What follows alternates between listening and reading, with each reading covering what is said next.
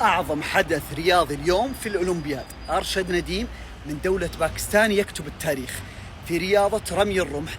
رمى رمية في المحاولة الثانية وصلها إلى نهاية العالم، جاب رقم 92 متر فاصلة 97، يعني تقريبا 93 متر، وكسر فيه الرقم الأولمبي المسجل في التاريخ. كسر أرشد نديم من دولة باكستان، كتب اسم باكستان في كتب التاريخ.